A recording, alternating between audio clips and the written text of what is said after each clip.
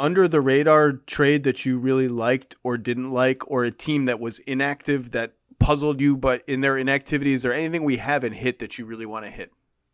I mean, Cleveland is maybe the most interesting inactive team to me in terms of look, this is a team that by point differential is a contender in the Eastern Conference, didn't have a lot to upgrade. And I think probably their question was, is whatever we're going to get going to be that much better for us than presumably Karis LeVert is the salary going out in that kind of trade, like the LeVert for Tim Hardaway Jr. I don't think idea. they ever wanted to do that. I don't think Yeah, that was a thing. never made much sense to me. That's not solving your problem of needing a more 3-and-D type player in that role. And I was really impressed when I saw them play down in Portland. LeVert took on the challenge of defending Damian Lillard late in that game and was shockingly good in that role. So, if he doesn't necessarily have the size to do that in every matchup against the threes that you're going to face, but if he can provide that, it becomes a lot easier to finish games with him in that spot. JB Bickerstaff deserves some Coach of the Year love for this, and the players deserve a lot of credit for it too. And I've written about this in 10 things.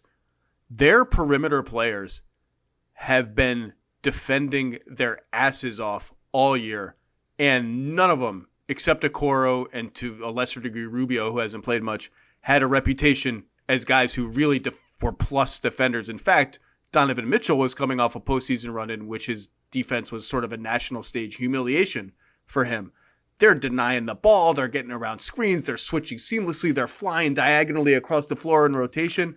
And that's a credit to them, and that's a credit to the coaches who have clearly said this is what you have to do. Their defense is not just Mobley and Allen. It's most importantly Mobley and Allen, who are incredible. And Mobley in the last month has had some moments on offense where you're like, it's starting to happen for Evan Mobley. It's the guards too. And I also wonder if Isaac Okoro has done in the last 3 weeks. I never know how a team should react to that, but he has looked kind of like a different player in the last 3 weeks, don't you think? Yeah, I mean, obviously there was a period of time where I think he was hitting over 50% of his threes in a stretch, and like he's not going to do that. But the point is, even if he's not going to keep doing that, he's probably going to shoot better than he has been before. So, even if he can get up to that, 35, 36, 37% range, that's a meaningful difference and makes it a lot easier to keep him on the court in a playoff setting. What a